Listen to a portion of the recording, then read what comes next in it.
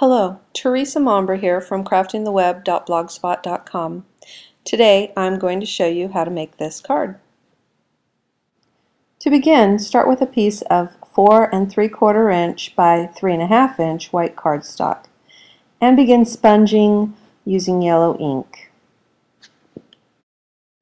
Today we're going for a very cloudy sky, so we actually want to have some splotches on our background. Just keep your sponge dauber moving, but go ahead and let it build up thick in some areas and thinner in others. Continue sponging until you've built up a nice layer of yellow in the center of your cardstock from top to bottom.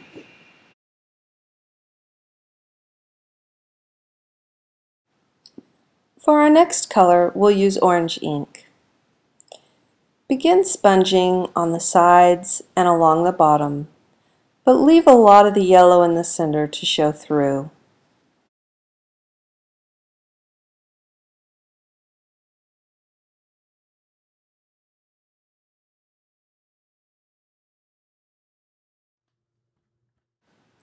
Continue building up the orange color until you're happy with the results.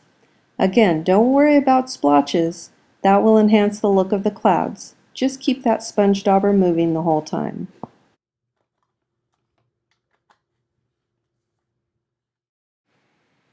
Next, we'll use honey mustard ink.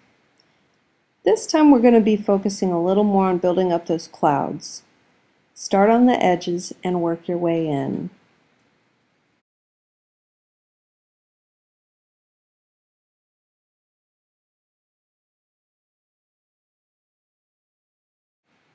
Continue building up the color, creating streaks across the cardstock.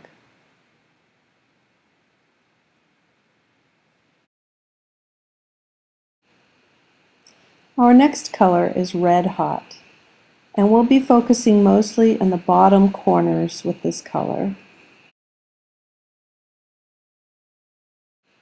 This time we'll want to keep the color a little smoother.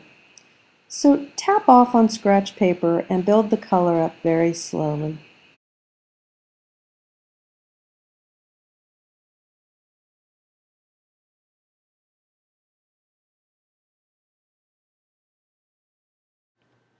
For our next color, we'll use a darker red called Cherry Red.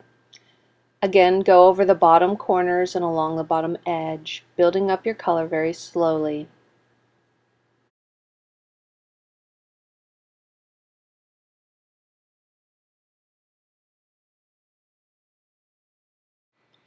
Next, I used Copic markers to add streaks across my background to really bring out the look of those clouds. I started with my darkest color, E19, and just added some lines across the cardstock.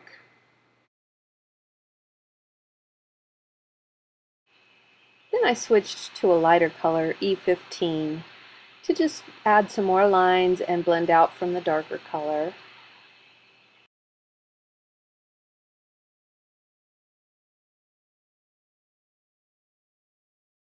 Next, I switched to E97, an even lighter color.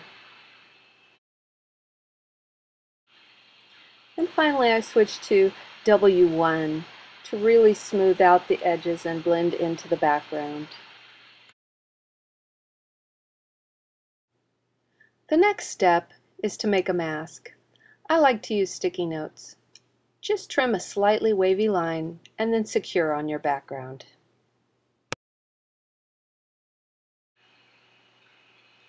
And now we'll sponge some black ink. The mask that you've created will keep the black ink contained to the bottom, and that will be your foreground.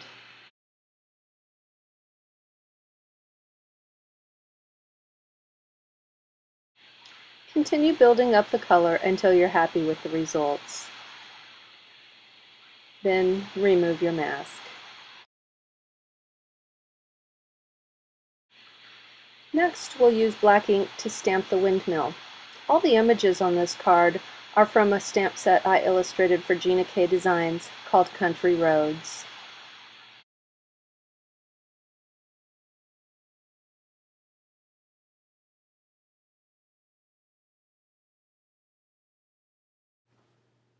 Next, we'll stamp the small thistle plant in the bottom left corner.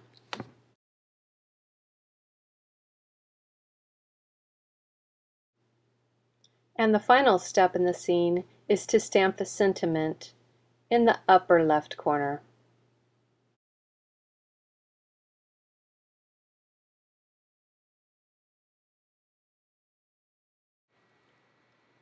To assemble my card, I'll adhere it to a piece of black cardstock, which I've already trimmed to just slightly larger than the sponged seam. Then I will adhere that to my card base, a piece of honey mustard cardstock trimmed to 5½ by 8½ inches, which I have folded in half to form a 5½ by 4¼ inch card base.